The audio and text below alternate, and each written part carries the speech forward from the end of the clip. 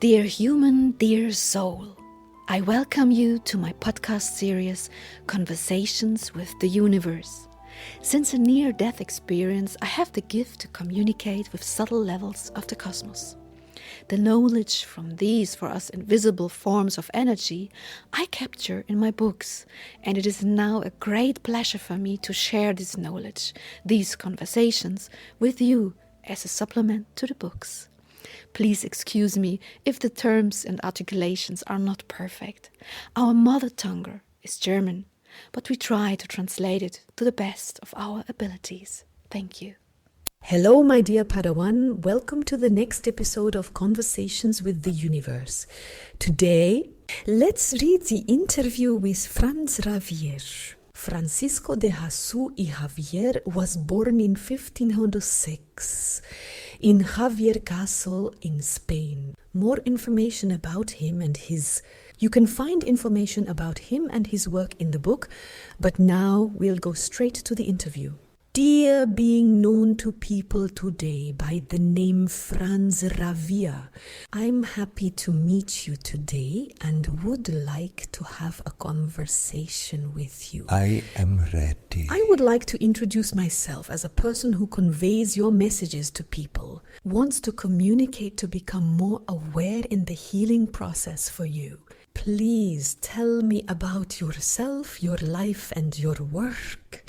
Until eternity. Where are you now?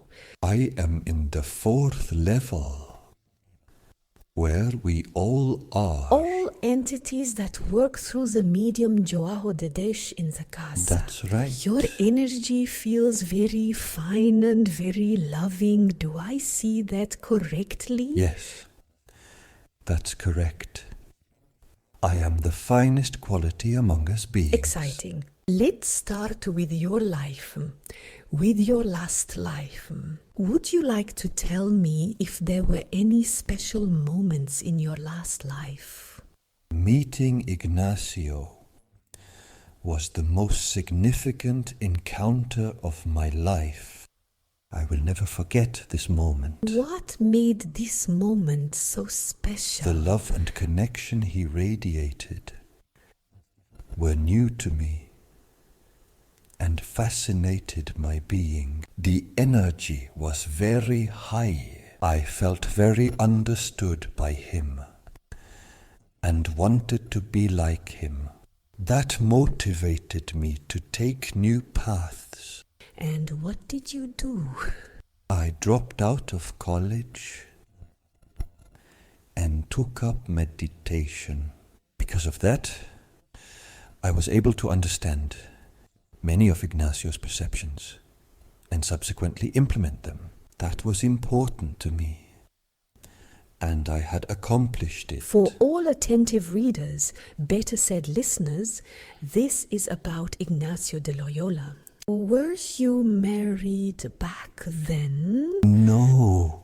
Did you have children? No. And did you have a certain kind of subtle perceptions in your last life too? I've always perceived people's energy differently. It was like in a theater. Sometimes they were nice. First they were angry, then they were funny, then they were serious. I have never understood this kind of people. Yes, I tried. We have something in common. What moved you to take the path that you then took?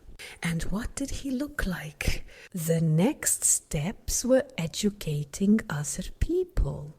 I traveled a lot to do that, and I loved it. I read that you traveled to Asia, all the way to Asia. I mean, back then, in those times, that was really a very long time ago, right? That's correct. And that you opened the first Jesuit sites in Goa, India. Is that true? That is also correct. What made you happiest on your journey? To re-establish the connection of people to the subtle world That really fulfilled I me. can really relate to that. It's a very, very nice feeling, but weren't you often disappointed when it didn't work out? Right. But I didn't want to be dissuaded from it. It's like the emptiness of children who still stumble and shout loudly. This perspective helped me deal with it. A beautiful picture. It is written about you that you are on your way to Asia. In the end, you were on an island again and died there. Is that correct? That's right. And it is written about you that you were very lonely and somehow also very exhausted. Is that correct? No. I have rarely felt lonely. I have always been deeply aware that I am never alone and will never be lonely. Perceiving subtle energies is like having a family. I confirm that gladly. May I now ask you about your transition? No. I want to keep this experience to myself. Wow. Okay. And would you like to tell us something more about your life? I want to tell you that it was filled with love. Have you been able to develop your abilities during this life, your last life? At a certain time, I was able to better recognize people's energies. I consciously observed their bodies and could thus recognize the beings behind them. A person's facial expressions are very revealing. A person's body is like a mirror to their soul. The energy in him needs space. And the finer the energy, the finer the body. If the energy is crude and still impure, then the body is also crude. How do you explain it when people have a strong physical presence but can still perceive things subtly? That is also possible. But most people show this connection between subtlety and physicality. Few people can fully enjoy the material life and yet be very ethereal. But that is very rare. How can you recognize negative people, like those with a negative attitude? That's easy to see, Sylvia. Look people in the eyes. A person's eyes show their strength in their heart. People with big eyes and wide pupils are open-minded. But if a person has an eye disease, what do you refer to then? It doesn't imply anything. It just shows impurities. This needs to be resolved. This has nothing to do with the energetics that I mean. Love is in the heart. The eyes are a gateway to it. It's hard for me to describe, but I have observed it for a long time. People's energy needs time to express itself, but the children bring with them the energy they had in their past life. This is very interesting because it allows you to find direct contact with people's past lives. But you can't talk to very young children, so this information isn't very helpful. And when you can talk to them, they're already so far away from this feeling, from this echo of the last life. Yes, you are right. But it remains an interesting fact. Yes, I know. Another question. Which people have touched you besides Dom Ignacio de Loyola? There were very many, because the way I encountered them changed a lot in them. And watching this transformation in them was a great gift. Did you already have a feeling back then whether you would want to come back to the world? I didn't want to come back, since I knew that in this form I had already done everything I wanted to do and could in my strength, but I was worried about how the new form would take shape. I understand. And please tell me how you experienced the other world after your transition. The other world is even more beautiful than I thought. I always had the image of angels in my head because we were taught about them. But I can tell you that many more wonderful beings are particularly active in our plane. This is very enriching. What color do you perceive your level in? It varies a lot. Various shades of white. The energies bring all their qualities with them, coloring things one way or another. But in principle, it is all very, very bright. And once you had passed the transition, how did you perceive Dominatio of Loyola? This encounter was very pleasant, as I had hoped, but didn't expect to find him again so soon. It was really very nice, and I felt like I had arrived in my homeland.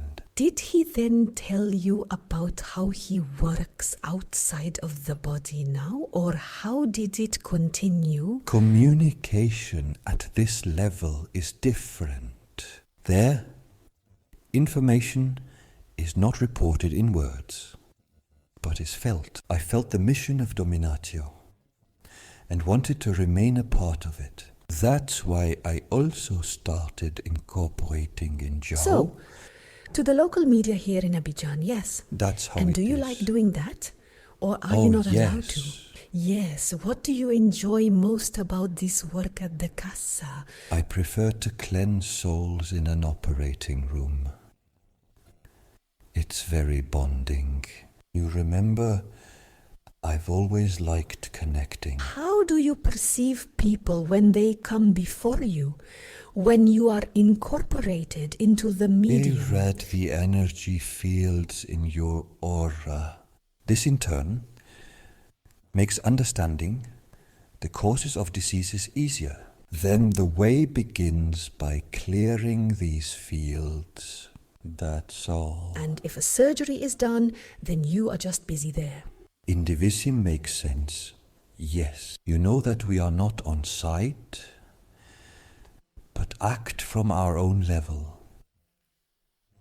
We act through power, and we do this most intensely when people consciously call upon us, because they open up even more in our connection. Does this energy continue to flow to people permanently once you have connected with them? Yes, that's what she does. And does this process also drain energy from you? So it costs you energy? No, she doesn't do that, because it's a cycle where we only pass on the energy of the cosmos. We are the beings of power who can bundle and use power to push the energies of the soul. That's our task. And what makes you sad in this work? When you see people coming to the cashier, is a sabore? That I can't always help, because there are other issues in the universe where I must not intervene. For example, when does that happen? The soul of these people has chosen the path of their healing, not the path of our healing. That was not easy for me to understand, but I have to accept it. You mean the healing process finds its own way and doesn't always go the way you think it should? That's how it is. Are you happy where you are now and how you can act now? This form is the only right one for me. I am here in my homeland, and I don't want to change that for a long time. And when you perform these procedures, how do you perceive them? I have Dr. Augusto as a teacher who shows me where and how to cut when desired. And the many entities of purification help me ensure I don't make mistakes. Interesting. You learned about the Jesuit places and were a companion of Dom Ignacio de Loyola. By the way, the order is still part of the church till this day. And do you now have a different perception of the church from your other perspective? From then until now? The church was our chance to spread the message to the world. We accepted that with mixed feelings. But I still think this step is right today. The church is still the place where people come to do good or pray. That's a good starting point we wanted to build on.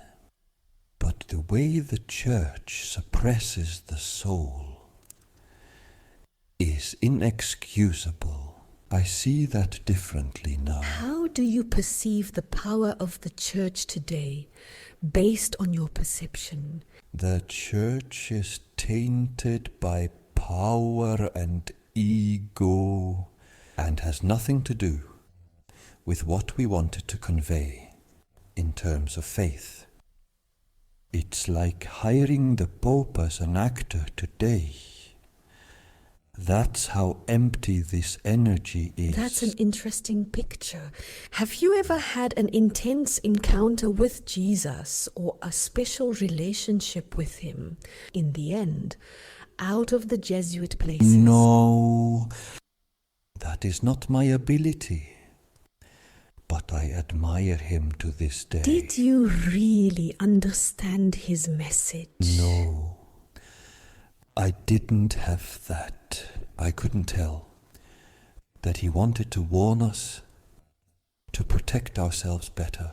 The people who help are not more protected than others just because they help. That's an important point because it causes the helping people to lose a lot of energy, and that's unnecessary. What do you see as his warning? That he went through this process of crucifixion. This was not an act of love for humanity, but a warning that love needs to protect itself. So, you mean he wanted to tell us something like, hey, this will happen to you if you don't protect yourselves. It doesn't matter if you love, right? Unfortunately true. And how do you now view the other religions of the world from your perspective? In Asia, faith is still somewhat more channeled. I perceived the strength of the people there differently than in Europe. The people's focus on themselves is definitely more alive there than in Europe. People there focus on themselves, but are less connected. I mean, in Europe. Do you have a sense of humanity's power right now, at this moment, as I ask you this question? Yes. Sylvia, humanity is going through a life-changing phase.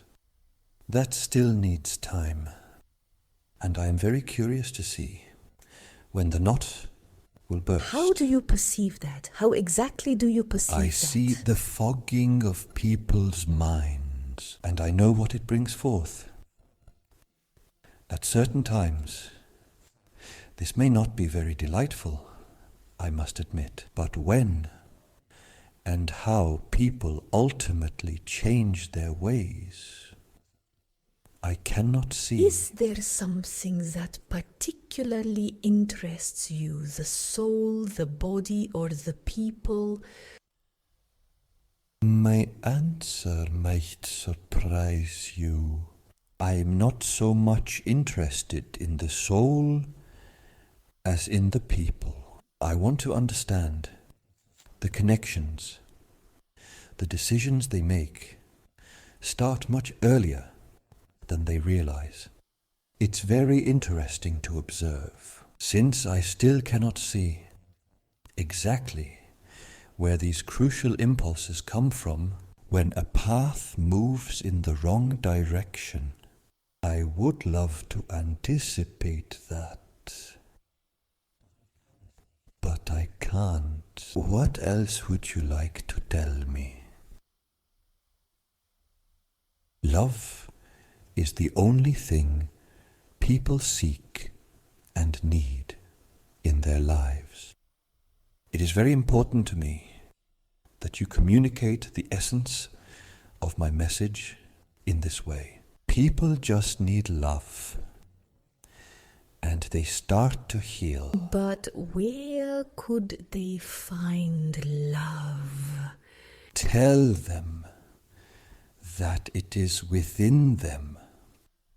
Connecting the soul to other levels is the key, and the feeling of always having to search somewhere else on the outside. That is the wrong way. Would you modify the spiritual exercises of Dominatio de Loyola from your current perspective? That's not easy. I really liked the idea of retreats and kept sharing it, but there were a few little things I would change, but I imagine Dominatio can tell you best himself. Yes. Do you have a lot of direct contact with him now? Oh, yeah. We are in constant contact, Sylvia. You have to imagine it like a being that we are, in which we feel. There is no separation between I and you. But there are the memories of I and you, which make up the individuality within us. But in the end, we are all part of the whole. And do you have a body where you now perceive exists? Do you have a body there? Yes. And with your human understanding, you would perceive a column of light that is Do oval. you have eyes? No, I don't need that. The perception here is many times more diverse. And can you, with your energy, look into the future on our timeline? No, I can read the past. Exciting. So I don't have any more questions for you today. If you don't have any either, then I would like to thank you for the very interesting conversation where we got to know you a little better. Your work and your current perception are very exciting to have learned. Thank you. Love. Thank you, and Sylvia. Please stay in touch. Thank you. Love.